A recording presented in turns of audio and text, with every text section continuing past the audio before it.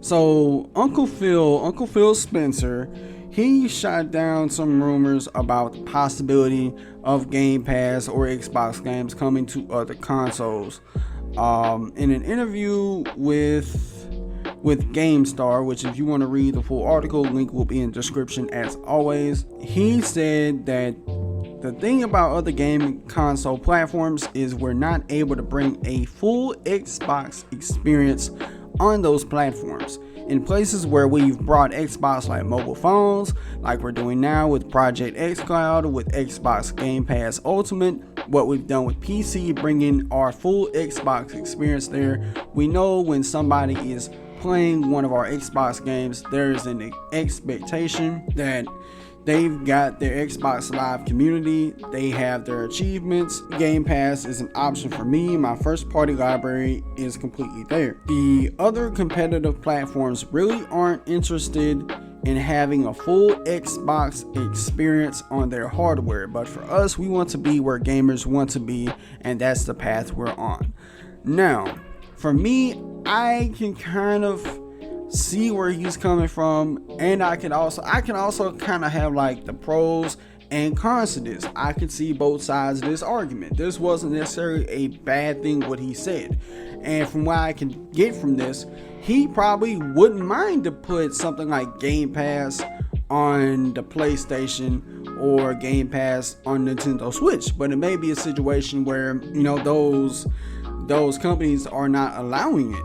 Now, in terms of Game Pass, it could be, and under a quite understandable reason why they wouldn't want to have that on their platforms. It can be understandable because it's Game Pass, it's an Xbox service on their platform, so they would understandably take issue with that because they wouldn't want to lose out in their fan base. They also wouldn't want to start a slippery slope of, well, if you got Game Pass on PlayStation, we should have PlayStation games come to Xbox and come to Switch, and Nintendo games come to Xbox and PlayStation as well. Like, I think that could be a reason why, because they wouldn't want that to become a slippery slope. However, I do think an alternative solution is, well, if they're not gonna, let Project xCloud and Game Pass come to their platforms, you ought to try to at least make a deal with Sony or Nintendo. And I know I put it on the Switch because Nintendo's love to say it's portable, and that's it. That's all we got to say about that.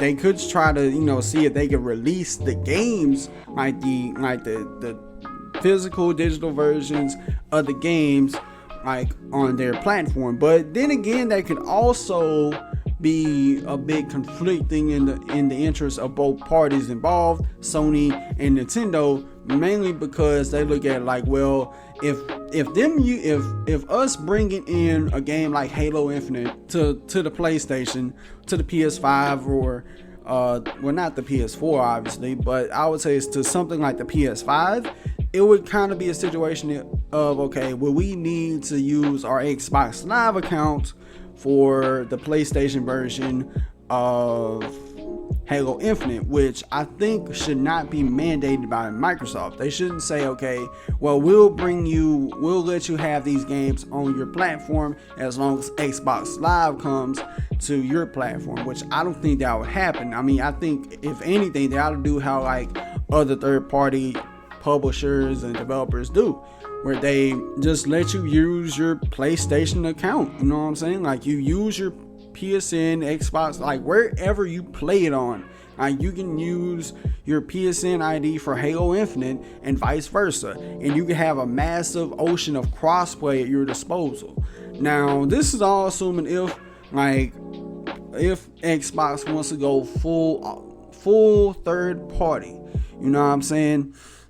And it sounds like a situation they want to put games on those platforms, but I think it could be an involvement, a conflict of interest of having Game Pass and or Xbox Live on those platforms, which would be impossible, because then again, they could do something where you could just do what EA Access does, because EA Access is on the PS4 and you don't need to have an Origin account to log in to use EA Access on the PS4. They could do something like that where you could have Game Pass on PlayStation, on the Switch, and you could just, sign in, just be using your regular PSN.